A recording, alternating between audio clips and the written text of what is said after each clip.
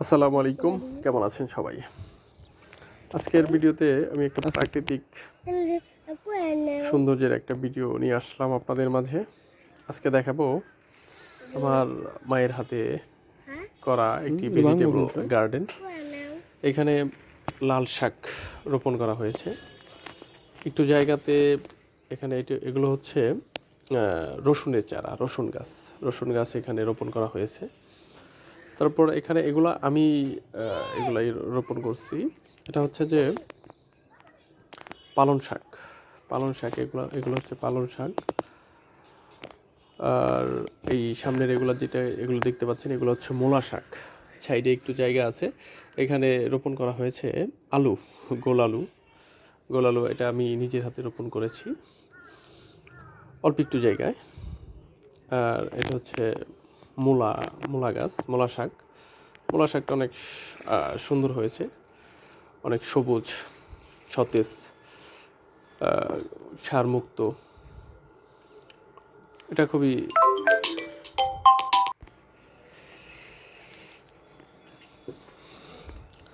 পাশে এখানে এগুলো হচ্ছে ধনিয়া পাতা গাছ। ধনিয়া পাতা গাছটাও মোটামুটি ভালো হয়েছে, একেবারেই ন্যাচারাল, সারমুক্ত। এগুলো আসলে বাসায় খাওয়ার জন্য রোপণ করা হয়েছে। ধনিয়া পাতা গাছ, তারপরে হচ্ছে মূলা শাক, পালন শাক, লাল শাক, তারপরে আলু, তারপরে হচ্ছে রসুন। এগুলো আসলে বাড়িতে খাওয়ার জন্যই ছোট করে আর কি করা হয়েছে। সাথেই এগুলা হচ্ছে সরিষা ক্ষেত, মূলত সরিষা ক্ষেতের এক পাশেই এগুলা করা হয়েছে। সরিষাও মাশাআল্লাহ ভালোই হয়েছে, এখনো ফুল আসেনি।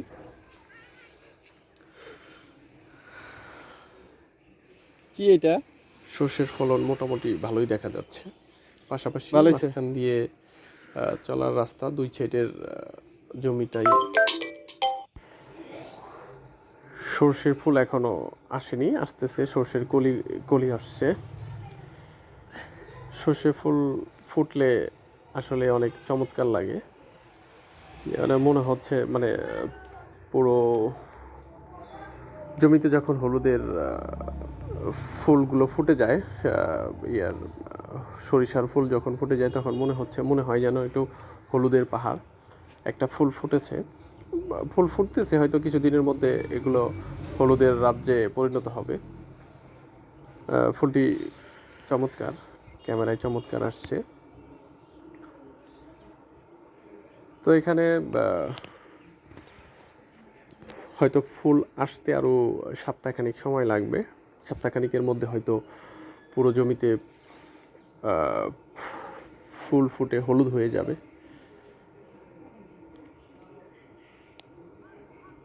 চমৎকার একটি বিকেল ছিল।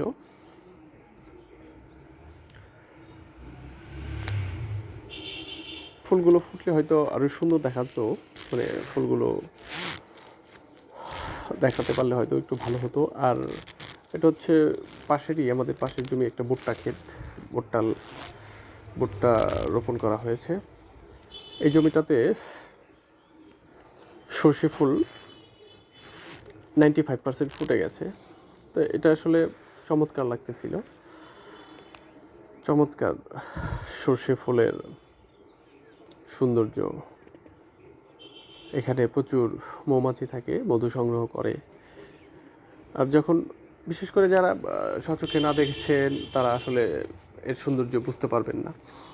যখন সব একসাথে ফুলগুলো ফুটে, জমির সব চকের সমস্ত জমির ফুল যখন একসাথে ফুটে তখন মনে হয় যেন মানে হলুদের রাজ্য, মানে যেদিকে তাকায় শুধু হলুদ আর হলুদ। তো এই জমিটার পুরোটাই ফুল ফুটে গেছে। এটা অবশ্য আমাদের না, আমাদের জমির পাশেই। তো এটা আসলে দেখতে চমৎকার লাগতেছিল, সেজন্য আর কি ক্যামেরা বন্দি করা, ফুলটাকে কাছ থেকে দেখানোর চেষ্টা। কিন্তু ক্যামেরায় স্পষ্ট আসতেছিল না।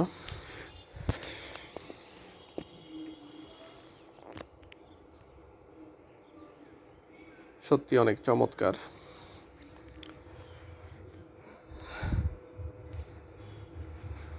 বিকেলের পরিবেশটা খুব সুন্দর ছিল। শীতের মধ্যে এরকম একটা সৌন্দর্য পরিবেশ, মনোমুগ্ধকর একটা পরিবেশ,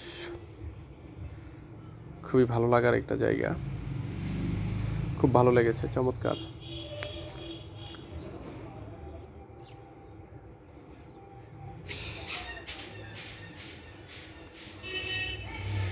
এই জমিগুলোতে হালকা ফুল ফুটছে, ফুল আসতেছে মাত্র। এগুলো যখন সম্পূর্ণরূপে ফুটে যাবে তখন এর সৌন্দর্য আরও বহুগুণ বেড়ে যাবে। তো আমাদের বাড়ির পিছনে যে জমিগুলো রয়েছে সেগুলোর কেউ সরিষা, কেউ মাষকালাই, কেউ ভুট্টা রোপণ করেছেন। তো চারিদিকটা সবুজ হলুদের একটা মেলা। সত্যি এটা খুব চমৎকার। তো বিশেষ করে এখানে আপনি যদি বিকেলে একটু বের হন বা বিকেলে সময় কাটাতে চান, মন যদি খারাপ থাকে তাও ভালো হয়ে যাবে। এগুলো হচ্ছে মাষকালাই, যেটা আমরা কলই শাক বলি। এটার মাষকালাই গাছ, এটার শাক অনেক পপুলার। এটা বিশেষ করে এই শাক দিয়ে মুড়ি অনেক টেস্টি লাগে। এটা খুবই পরিচিত এবং পপুলার মাষকালাই গাছ। আমরা এটাকে কলই শাক বলে থাকি। এটাও অন্যের জমি, পাশেই, আমাদের জমির পাশেই। সারি সারি এক পায়ে দাঁড়িয়ে আছে তাল গাছ। এখানে পুকুর পাড়ে বেশ কিছু তাল গাছ। এটা সারিবদ্ধভাবে লাগানো, এই জন্য সৌন্দর্য একটু অন্যরকম, একটু বেশি। বিকেলে ঘোরা শেষ, এখন বাড়ির দিকে যাচ্ছি।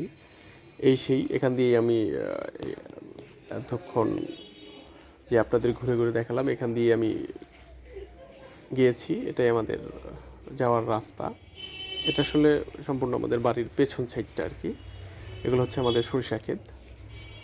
এটা সত্যি অনেক চমৎকার। আবারও সেই আমাদের ভেজিটেবল গার্ডেনের সামনে।